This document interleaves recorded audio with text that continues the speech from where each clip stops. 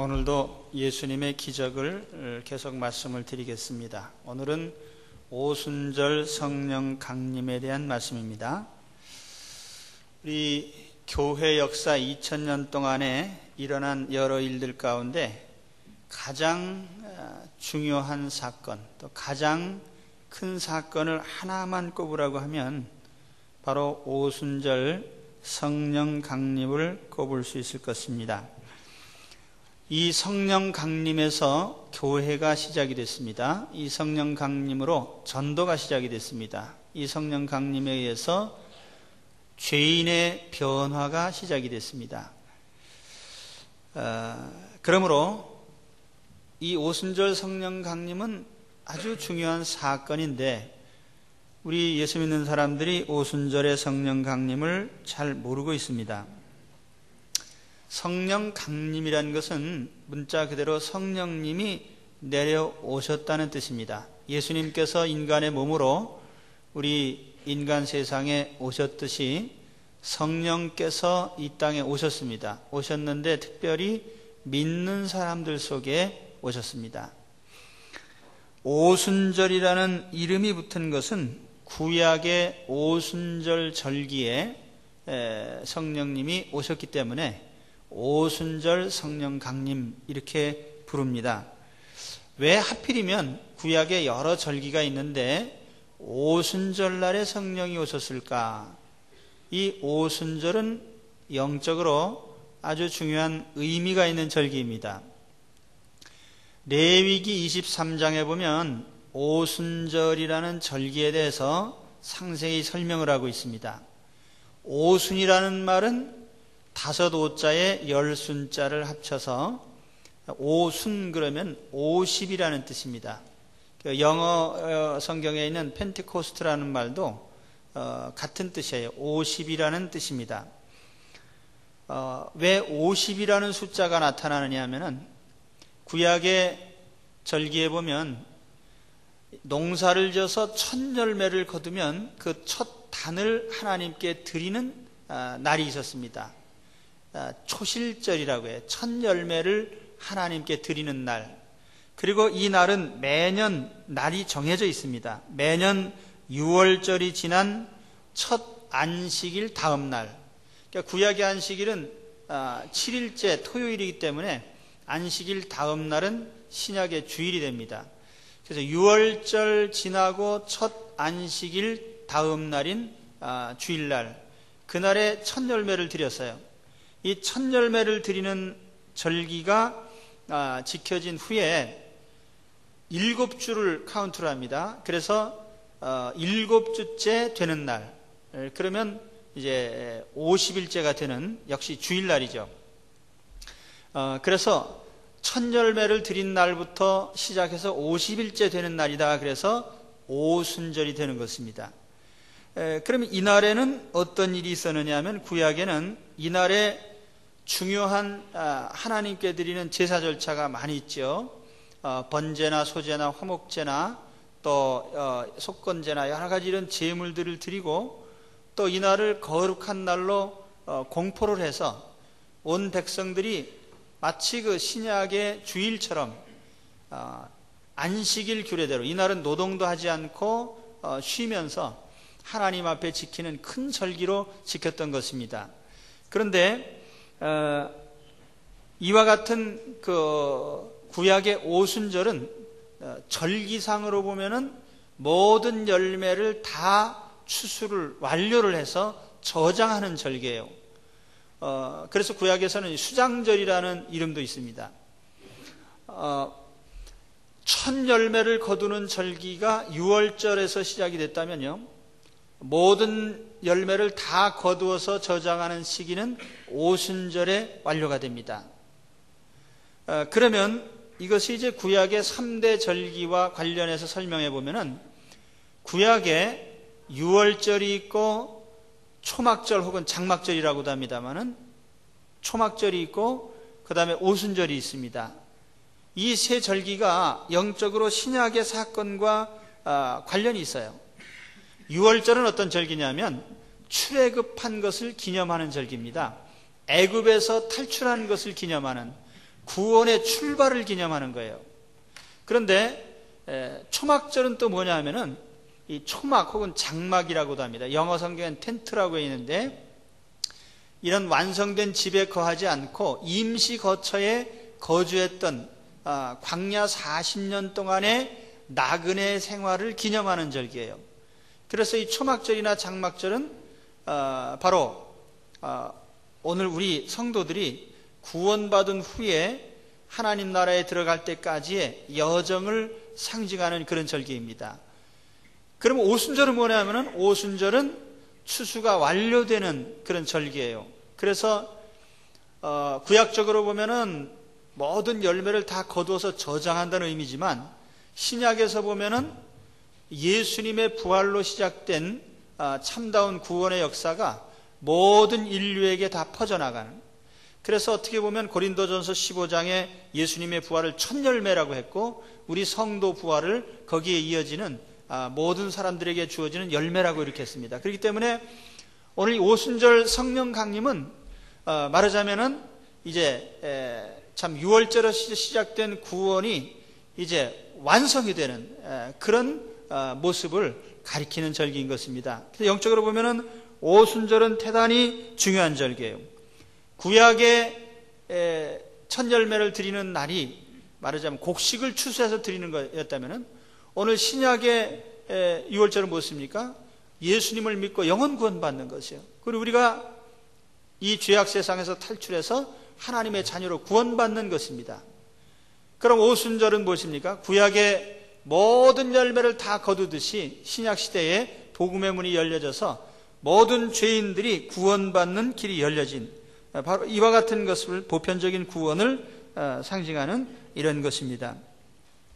오늘 이와 같이 중요한 의미가 있는 오순절의 성령 강림을 우리가 같이 보면서 오순절과 같은 은혜를 체험하시기를 축원합니다. 이 최초의 오순절 체험에 참여했던 신자들이 120명입니다. 예수님 생애 중에 예수님을 만난 사람들은 굉장히 많아요. 오병이어의 사건, 그 현장에 5,000명이 있었죠. 예수님이 만들어주시는 음식을 얻어먹었습니다. 또 예수님께서 병 고쳐주신 사람만 해도 수없이 많습니다. 예수님이 부활하신 후에 감람산에서 마지막 승천을 하셨는데 그 감람산에서 예수님의 승천을 목격한 사람이 약 500명 됩니다. 그런데 오늘 여기 예루살렘에 머물러서 성령을 체험했던 사람이 120명이에요. 다 어디로 가고 120명 남았죠. 마지막 예수님이 승천하시면서 너희는 예루살렘을 떠나지 말고 위로부터 하나님께서 능력을 입혀주실 때까지, 바로 성령을 보내주실 때까지 기다려라, 이 명령을 하셨어요. 그런데 다 들었는데 120명만 순종했습니다. 제가 계산해 보니까 500명 중에 120명은 대략 24%요. 4명 중에 1명꼴. 그래서 오늘 하나님의 은혜 체험한 사람 가운데 주님의 명령을 순종하려고 하는 사람이 한 4명에 1명꼴은 되는 것 같습니다. 오늘 여러분 주님의 명령에 끝까지 순종하시기 바랍니다. 근데 오순절날 이 사람들도 예루살렘 떠나지 말고 한 곳에 모여 있어라 그랬는데 이 명령대로 이들이 한 곳에 모여 있었습니다. 그냥 모여 있었던 것이 아니라 기도에 전념하면서 그래서 성령이 임재하실 때까지, 강림하실 때까지 이들은 열심히 기도를 했습니다. 그리고 이제 그 다음에 이 성령이 강림하실 때 특별한 현상들이 나타났어요.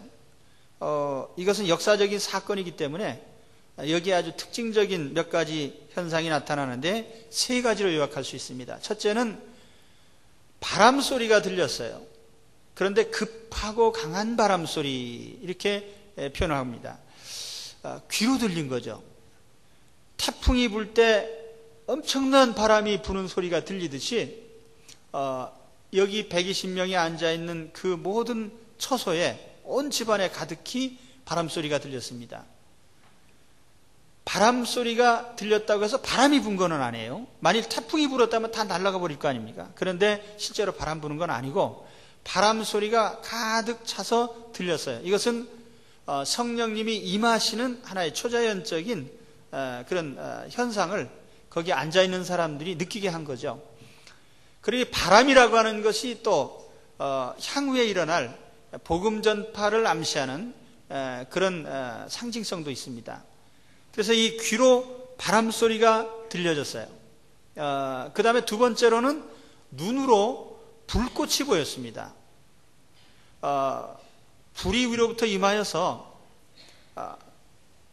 이 타오르는 불꽃이 보여지는데, 그 불꽃이 뱀의 혀처럼 갈라져서 불덩어리가 하나하나 한 사람 한 사람 머리 위에 그 갈라진 불꽃이 임하여 있습니다. 불의 임재는 하나님이 강림하실 때 성경에 보면 종종 나타난 모습이에요. 시내산에 하나님이 강림하실 때도 불 가운데 강림하셨죠. 또 엘리야가 제단을 쌓아서 하나님께 제사를 드릴 때 거기에 불이 내려와서 제물을 다 살라버렸습니다. 또 삼손의 부모님인 마노아가 드린 제물에 하나님의 불이 임했습니다. 모세를 부르실 때 모세가 시내산 가까이 갔을 때 거기 보니까 떨기나무 가운데 불꽃이 타오르는데 나무가 타질 않아요. 바로 그것이 하나님이 임재하신 하나의 임재 표시였습니다.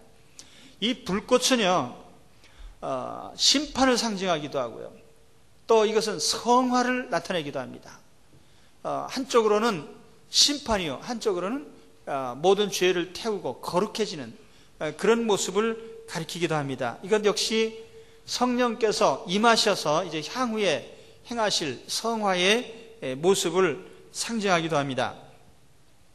그 다음에 세 번째 현상은 거기에 참석한 사람이 전부가 다 방언을 말한 것입니다.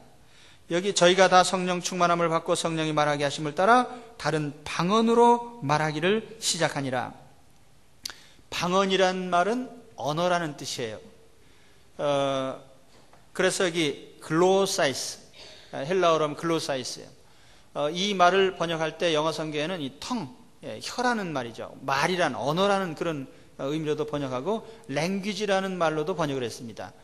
그래서 이 글로사이스인데 보면은 보통 글로사이스가 아니라 헤테라이스 글로사이스, 다른, 헤테로라는 말은 다르다는 뜻이거든요. 우리가 통상 쓰는 말과는 다른 말이더라. 그럼 그게 어떤 말이냐? 성경에 보면은요, 방언이라고 할 때 크게 두 종류가 있어요. 하나는 외국어입니다. 인간 사회에서 쓰는 말이긴 한데 내가 쓰지 않는 언어, 다른 나라 말이죠. 외국어입니다. 그 다음에 두 번째는 아무도 알아들을 수 없는 신비한 말이죠. 이걸 이제 고린도전서 14장에서 나타난 방언인데, 아마 교회 역사에서 보면 이 두 가지 방언이 있었던 것 같습니다. 하나는 외국어요, 또 하나는 알아들을 수 없는 신비스러운 말을 하는 언어입니다. 그러니까 외국어라는 것은 사용할 가치가 많지만은 아무도 알아듣지 못하는 말은 사용할 데가 없는 것 같은데 사용할 데가 있어요. 알아듣는 분이 한 분밖에 안 계셔서 하나님이 알아들으십니다. 그래서 그는 우리가 통상 기도할 때 개인들이 하나님 앞에 기도할 때에 이 방언의 은사를 사용을 합니다. 그러나 아무도 모르는 사람 앞에 가서 이상한 말을 하면은 저 사람 이상한 사람이다. 그러니까 그렇게 하면 안 되겠죠. 그래서 고린도서에서 바울은 말하기를 이 처음 믿는 사람이나 또는 안 믿는 사람들이 보는 자리에서 이렇게 하는 것이 참 그 교회 안에서 이렇게 하는 것이 바람직하지 않다, 이렇게 얘기를 했습니다. 그래서 그것은 이제 우리가 이제 신비한 방언이라고 합니다. 그러나 오늘 여기 오순절날 나타난 방언은 외국어예요. 여러분이 거기 보시면은 뭐 이 파르티아라든지 메데라든지 엘람이라든지 또는 메소포타미아, 갑바도기아, 본두스 또는 이 부르기아, 밤빌리아, 이집트, 리비아, 로마, 여러 지역 이름이 나와요. 그러니까 아시아, 아프리카, 유럽의 여러 나라에서 온 사람들이 자기네 말로 알아들은 것입니다. 그 베드로가 언제 외국어 대학 다닌 적이 있습니까? 뭐 야고보나 요한이나 뭐 다 마찬가지죠. 이 사람들이 외국어를 배운 적이 없어요. 그런데 외국어를 합니다. 왜 외국어를 했는지는 이제 조금 이따 말씀드리고요. 아무튼 이때에 성령이 강림하시면서 이런 특별한 현상들이 나타났다는 것, 역사적인 성령 강림이기 때문에 예수님께서 이 땅에 오실 때 목동들에게 혹은 동방박사들에게 여러 가지 징조로 나타나신 것처럼 성령이 임하실 때 하나님께서 이런 특별한 징조들을 보여주신 것입니다. 귀에 소리가 들리고 눈으로 불꽃이 보이고 또 입으로는 이제 이상한 외국어를 하는 이런 기적을 하나님께서 나타나셨어요. 이 외국어를 하는 이것도요 의미가 있습니다. 목적이 있어요. 그러면 이제 오늘 말씀 중에 가장 중요한 것은 이 오순절 성령 강림으로 어떤 결과가 나타나는 거예요. 이것이 오늘 우리에게 중요한 일입니다. 세 가지 중요한 결과가 나타났어요. 첫째는 성령께서 각 사람의 마음 속에 이제는 내주하셨다. 성령이 오셔서 거주하시기 시작하신 것입니다. 그러니까 성령이 잠깐 오신 게 아니에요. 방문하신 게 아니고 살기 위해서 오신 겁니다. 오늘 여기 말씀에 불의 혀 같은 것이 갈라져서 각 사람 위에 임하여 있더니라는 표현을 했습니다. 이 카티조라고 하는데 임하였다는 말은요 주저앉는다, 정착한다 그런 말이에요. 성령님이 오셔서 잠깐이 아닙니다. 거주하시려고 오셨어요. 이것을 우리가 교리적인 말로 하면 성령의 세례라고 합니다. 이 성령 세례라는 말은요 오순절파 교회하고 장로교가 의미를 다르게 쓰기 때문에 똑바로 이해를 해야 됩니다. 오순절교회, 대표적인 순복음교회 같은 데에서는 이 성령 세례라는 것을 은사와 혼동을 해요. 그래서 은사 받은 것을 세례 받은 것으로 이렇게 표현을 합니다. 예를 들면 뭐 방언을 한다든지 뭐 예언을 한다든지 이런 것을 성령 세례 받았다고 하는데 그것은 세례 받은 것이 아니고 은사를 받은 것입니다. 우리가 볼 때 성령 세례라는 건 뭐냐면은 세례 자체는요 어떤 일시적 현상이 아니에요. 그거는 그 사람의 인격 속에 성령님이 와서 계시는 걸 의미합니다. 그래서 예수님이 이 땅에 오셔서 오실 때 그 세례 요한이 예수님을 소개하면서 내 뒤에 오시는 분은 불과 성령으로 세례를 주실 것이다. 그렇게 말씀을 했어요. 그 성령의 세례라는 말은 성령님이 우리의 전 인격을 인격 속에 오셔서 우리 속에 함께 사신다는 의미입니다. 그러므로 예수 믿는 모든 사람들 속에는 이미 성령님이 와 계십니다. 오늘 우리가 이걸 깨달아야 돼요. 우리가 예수님을 영접했다면 분명 우리 속에는 성령님이 와 계십니다. 예수님을 구주라고 인정한 사람은요 성령이 와서 마음에 감동을 주시지 않는 한은 그렇게 인정할 수 없어요. 그렇기 때문에 이미 그 사람 속에 성령님이 와 계신 줄로 믿습니다. 오늘 우리 속에 성령님이 와 계십니다. 이것을 우리가 성령의 세례라고 하는데 왜 그러면은 이 성령의 세례, 성령의 임재가 필요하냐, 성령의 이 내주하심이 필요하냐, 여기에는 가장 중요한 것이 성화입니다. 우리의 인격이 예수님을 닮아가도록 성령께서 우리 안에 와서 성전 삼아 계시면서 우리 자신의 모습을 주님의 모습으로 변화시켜 가십니다. 예수님을 영접하면 일단 하나님 자녀가 됩니다. 법률적으로 하나님 자녀예요. 이걸 우리가 교리적으로는 칭의라고 합니다. 의롭다. 하나님이 인정을 해주셔요. 너는 하나님의 자녀다. 그런데 하나님의 자녀라고 해서 하루아침에 성자가 됩니까?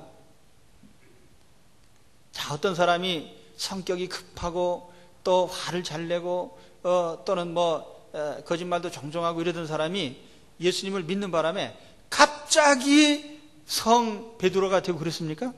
안 됩니다. 어떤 사람은요 10년을 믿었는데도 나는 어제나 오늘이나 영원토록 동일하시니라 안 변해요. 그 성격이 고약한 성격도 그대로 있고, 그래서 이제 혹시 이제 곁에서 가족들이 비난을 해요. 당신 진짜 믿는 거냐? 당신같이 믿어가지고 천당 가겠느냐? 그러나 걱정하지 마시기 바랍니다. 가긴 갑니다. 근데 문제는 누가 책임을 지냐는 것인데 우리가 책임지는 게 아니라 성령님이 책임을 져주세요.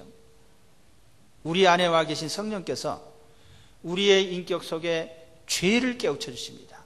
성령님 우리 안에 와 계신 증표가 뭐냐면은 제일 먼저 죄를 자각하는 거예요.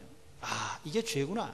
옛날에 막 그냥 아무렇게나 살던 사람이 이제는 거짓말 한번 하려고 하면은 양심이 찔리고, 또는 뭐 옛날에는 그저 함부로 바람피던 사람도 이거 하나님이 죄로 여기시는구나. 죄가 마음에 찔리고 깨달아져요.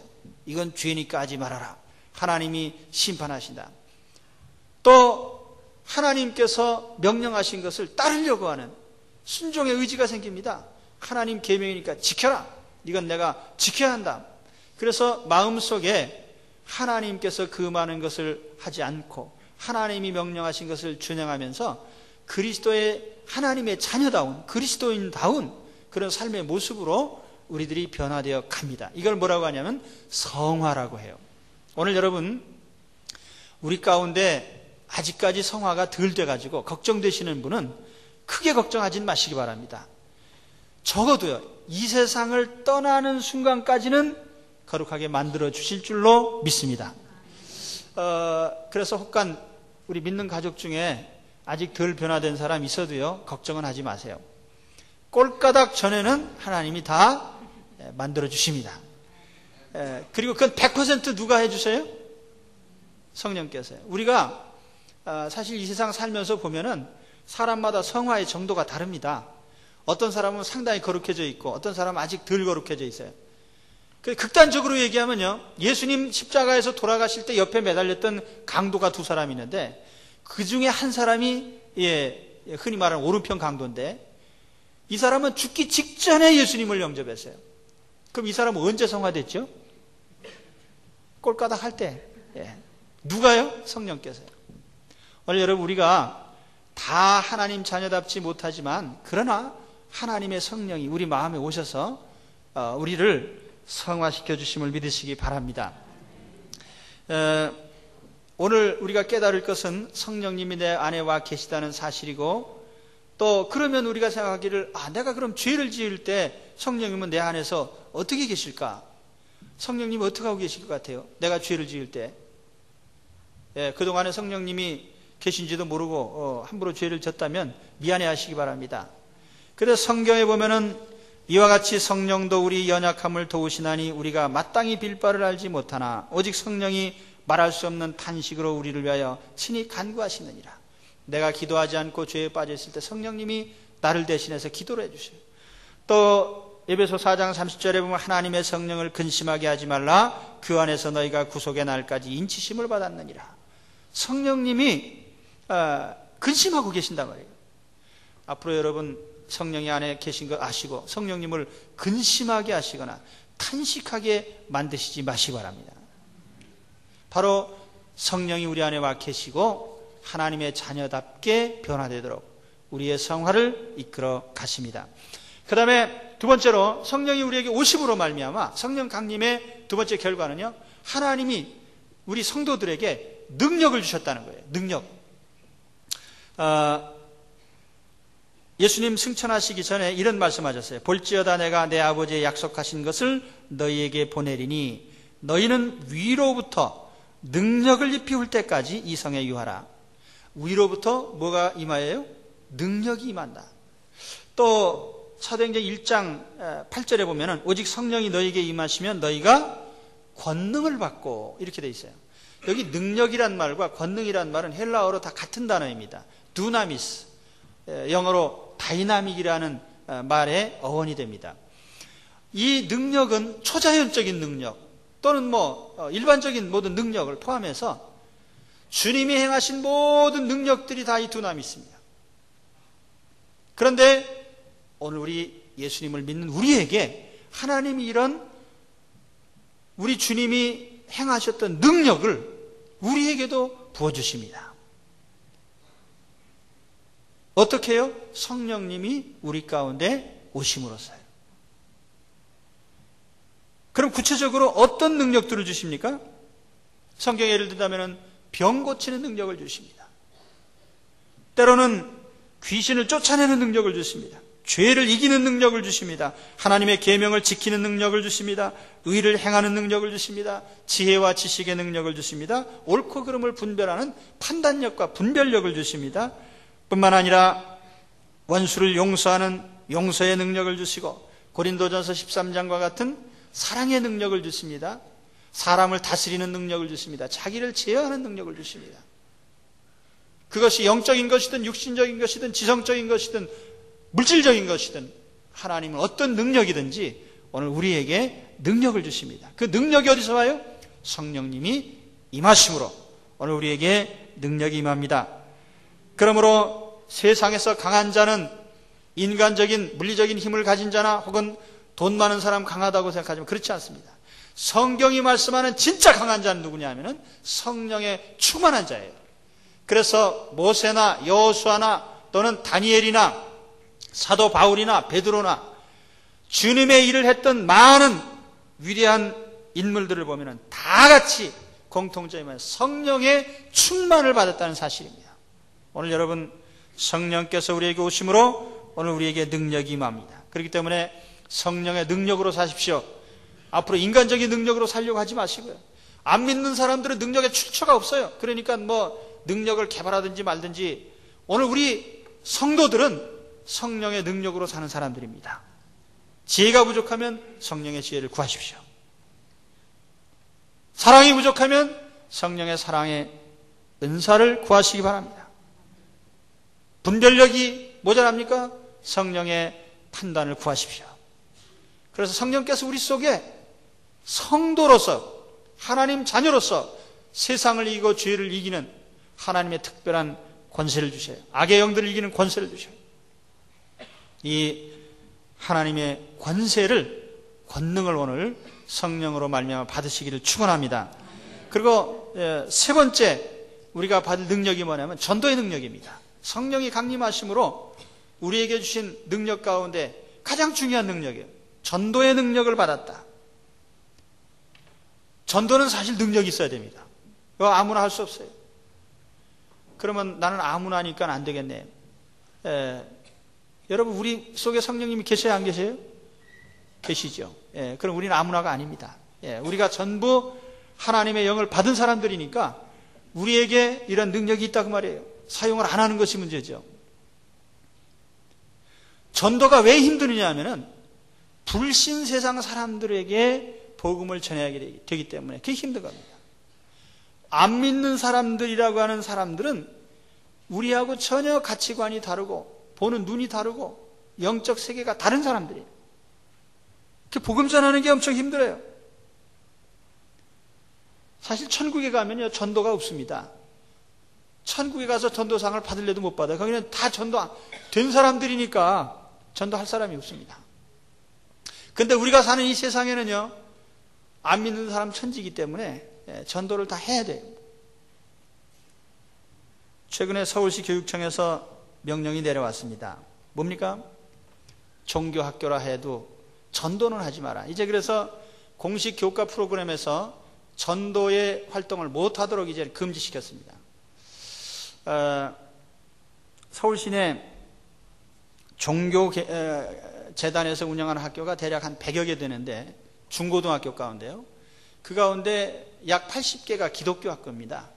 사실은 사립학교 종교재단 그러면 거의 다 기독교 학교예요. 일반 학교는 거의 없습니다. 그런데 이제 전도 활동을 하지 마라 이거예요. 이것은 아마 세계적인 추세입니다. 민주화됐다는 나라들을 보면은 미국 같은 기독교 국가에서도요 학교에서 공식적으로 이렇게 기독교만 가르치지 못하게 그렇게 돼 있어요. 전도 활동을 금지하도록 돼 있습니다. 그래서 바로 그 법을 만든 사람이 누구냐면 케네디 대통령이거든요. 케네디 집안이 박살이 났죠.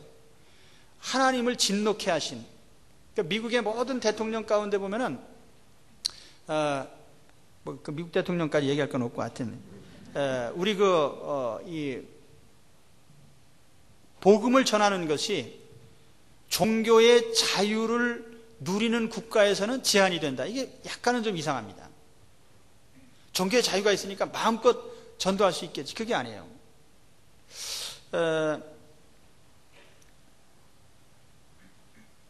어쨌든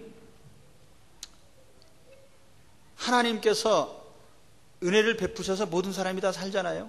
우리가 숨 쉬고 호흡하는 것이 다 하나님의 은총이죠. 만약 하나님이 안 계시다면 우리가 하나님 없다 무신론으로 살든지 인간의 능력으로 살든지 상관할 거 없어요. 그러나 만일 하나님이 정말 계시다면 하나님의 뜻대로 살지 않고 하나님이 인정하지 않는 것이 얼마나 큰 죄입니까? 오늘 이 세상에 말하는 종교다원주의라고 하는 것이 그래요. 절대만을 인정하지 말아라. 그러나 종교는 인정해라. 이거 아닙니까? 그러나 신앙의 핵심은 뭐예요? 창조주 하나님, 우주의 유일하신 하나님을 우리가 믿는 것이 우리의 신앙인데, 절대를 인정하지 말고 종교를 가지라는 말은 인격 수양만 하는 얘기입니다.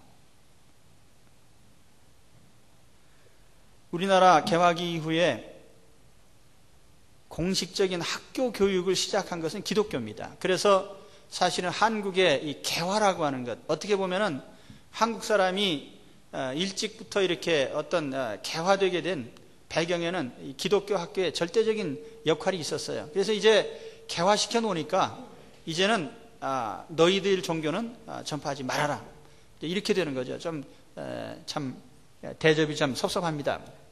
그리고 요즘에 사립학교법도 보면은 그 핵심적인 것은 이 사립학교에 의해서 시작된 근대 교육의 그 모든 공적을 다 없애자는 겁니다. 그리고 이제 모든 학교는 다 사립학교는 부정하니까 갈아치워야 되겠다. 그래서 제가 볼 때 그것도요 세계적인 추세예요. 그러니까 그것도 그렇게 될 겁니다. 아무리 누가 기독교가 반대해도 세상 사람들이 원하는 대로 될 거예요. 제가 말씀드리려고 하는 것은 뭐냐면은 세상이 이렇게 하나님에 대해서는 부정적이라는 겁니다. 절대자를 인정하기를 싫어해요. 그런 세계에서 우리가 전하는 것은 전부 절대적인 것뿐입니다. 절대적인 하나님, 절대적인 예수 그리스도, 유일하신 구주 예수님, 이걸 전해야 되니까 그 누가 좋아하겠냐고 말이에요. 그래서 혹시 전도하실 때는요, 의도 터지지 않도록 조심하시면서 잘 말씀하셔야 돼요. 요즘에 교양 있는 사람들이 전도하는 방법은 또 교양 있게 해야 돼요. 그래서 예수 믿으세요 이렇게 전도하면 무식하다고 하니까, 그러나 여전히 무식한 방법이 제일 확실한 방법이에요. 어떤 사람이 이렇게 예수님을 전할 수 있습니까? 성령 받은 사람만이 그렇게 할 수 있습니다. 오늘 말씀에 11절에 아까 이제 설명하다 만 것이 있죠. 방언을 받았는데 외국어 방언을 했어요. 외국어로 왜 외국어를 했냐 말이에요. 전도하게 하시려고 하나님 외국어를 주신 겁니다. 그 당시 무슨 외국어 대학이 있었습니까? 뭐가 있었습니까? 세계 각지에서 몰려온 사람들이 있는데 이 사람들에게 복음은 전해야 되겠고, 그러니까 하나님께서 기적의 능력을 주셔서 이 사람들 하여금 각자 자기 나라 말을 하게 한 겁니다. 그럼 무슨 내용을 얘기했을까요? 그 말씀이 오늘 11절에 나옵니다. 11절에 뭐라고 되어 있어요? 우리가 다 우리의 방언으로 하나님의 큰 일을 말함을 듣는도다. 하나님의 큰 일. 하나님의 큰 일이 뭐예요?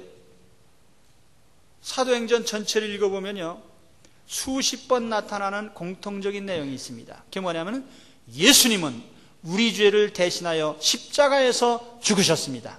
예수님은 우리를 죽음에서 살리기 위해서 우리보다 먼저 무덤에서 살아나셨습니다. 예수님은 우리 대신 죽으셨습니다. 예수님은 부활하셨습니다. 이 두 가지 메시지예요. 예수님의 죽으심과 부활이 사도들이 전한 전도의 핵심입니다. 다른 거 얘기 안 했어요. 오늘도 우리가 전할 때 이 얘기 해야 됩니다. 예수님은 인류의 죄를 대신해서, 바로 내 죄를 대신해서 십자가에서 죽으셨습니다. 그리고 예수님은 우리의 죽음을 이기게 하시기 위해서, 우리를 죽음에서 살리기 위해서 주님이 무덤에서 사흘 만에 살아나셨습니다. 예수님을 믿는 모든 사람들에게 주님께서 이와 같이 죽음을 이기는 영생의 은혜를 주십니다. 생명의 능력을 주십니다. 바로 이 일의 증인이 되라고 오늘 말씀을 했어요. 증인.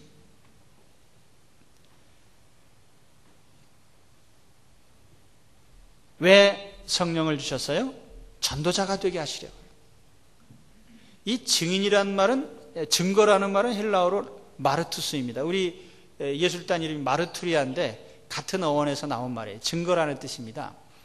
그런데 이 마르투스라는 이 단어에는요, 순교라는 뜻도 있습니다. 그래서 영어 성경에 보면 그 영어 단어에 마터라는 말이 있잖아요. 마터. 이 마터라는 게 순교라는 뜻인데, 이 마터의 어원이 되는 것이 헬라의 마르투스입니다. 이 말투스. 증거는 순교로 한다. 그런 뜻이 포함되어 있어요. 그렇죠? 베드로 사도 십자가에 매달려 순교 당했습니다. 또 야고보 사도는 목베임을 당했습니다. 바울 사도는 참수형을 당했습니다. 스데반 집사님은 돌에 맞아 죽으셨습니다. 우리나라에 처음에 복음이 들어올 때 20대의 젊은 목사님 토마스 목사님이에요. 그분은 젊은 목사님으로 결혼을 하셔서 중국과 한국을 향해서 오셨는데 도중에 사랑하는 부인이 돌아가시고 그리고 자신은 대동강에서 순교를 당했어요. 그 결과로 오늘 우리나라가 복음을 믿게 됐습니다. 순교의 피가 뿌려진 그 땅은요, 하나님께서 특별한 은총이 있는 땅이에요. 그래서 우리나라의 기독교 역사는 20세기 들어서 지구상에서 가장 강렬하게 복음이 전파된 나라에 속합니다. 우리가 그래서 지금 우리 국가적으로 복을 받는 거예요. 괜히 그저 한국이 국민이 부지런해서 머리가 좋아서 일을 많이 해서 아닙니다. 세상에는 이런 정도의 민족들이 많이 있어요. 그러나 하나님께서 우리 민족에게 특별한 은총을 주신 이유가 있습니다. 오늘 우리는 미국 다음으로 지구상에서 선교사를 가장 많이 보낸 나라입니다.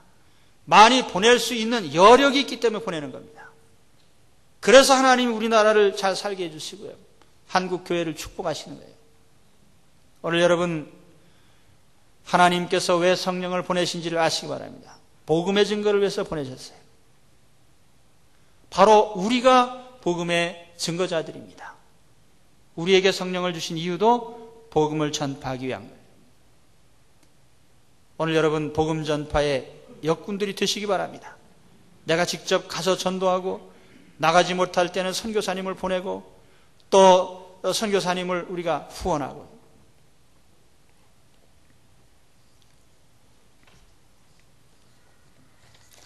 이제 말씀을 맺겠습니다. 오순절 성령 강림이요, 우리 교회 역사에서 가장 중요한 사건이라고 했습니다. 왜 성령이 오셨습니까? 성령이 오셔서 우리 안에 거주하시려고요. 그래서 우리 성도들 속에 성령이 오셨습니다. 성령이 오셔서 우리 속에 계시기 때문에 우리가 믿음을 잃지 않고 끝까지 믿음을 지키고 예수님을 닮아가도록 성령님 우리 안에서 역사하십니다. 성령이 오셨기 때문에 우리에는 하나님의 자녀다운 하나님의 일꾼으로서 행할 수 있는 권능과 능력을 주십니다. 또 성령이 오셨기 때문에 우리는 주님의 증거자들이 됐습니다. 오늘 이와 같은 성령 강림의 크신 뜻을 우리가 깨닫고요, 오늘 성령의 충만함 가운데 바로 이 능력으로 복음을 전한 여러분들 되시기를 축원합니다. 기도하겠습니다. 하나님 아버지 감사합니다.